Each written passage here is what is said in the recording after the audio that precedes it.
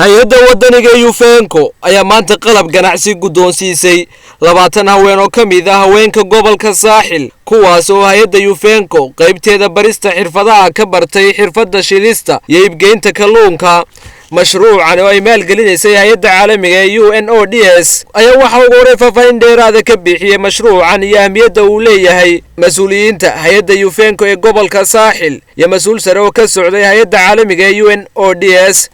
waxa layni baray oo xirfadan layni baray waxa weeyaan inaad bulshada ka haqabtirtaan kalluunka noocyadiisa badan iyo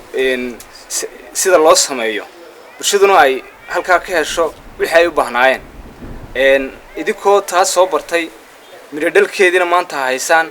marka la isu geeyo ficilkiina iyo qalabka waxaan qabaa inay wax fiican ka soo bixi doonaan biidmillaahi kariim iyo fankahan iyo ciddii barnaamijkan mustambeedka oo ahaydba waxaynu ku garab taagan inaad halka ka sii wadaan maanta joogtaan idinka marka qalabka la idin siiyo haddii aad guryaha dhigataan idinka mashruuci fashiliye waayo qofkii u baahnaa baad ka hor istaagtay haddii idinka aad u baahnaydeen waa la idinka arki doonaa inaad ku shaqaysaan haddii kale laakiin dad badan oo sameyn jireen baad sameyn doontaa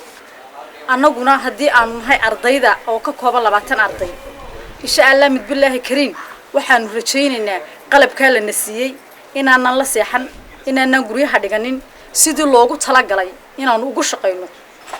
isku xidhnaanta kula deegaanka iyo bulshadu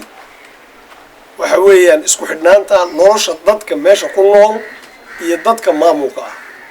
haddii aynu isku xidhnaano wax badan baynu qabsan karaynaa haddii laakiin aynu kala tafaraaruqno waxba qabsan karin mashruuca shaqo abuurka ayaa noqonaya kii ugu horeeyay ee hay-adda Yufenko qaybteeda barista xirfaduhu ay soo saaraan dad xirfad u leh shilista iyo iibgeynta kalluunka oo khayraadka badaheenu ay ku caan yihiin Khalid Xasan Kharash telefishinka caalamiga ee Hon Cable TV magaalada Berbera.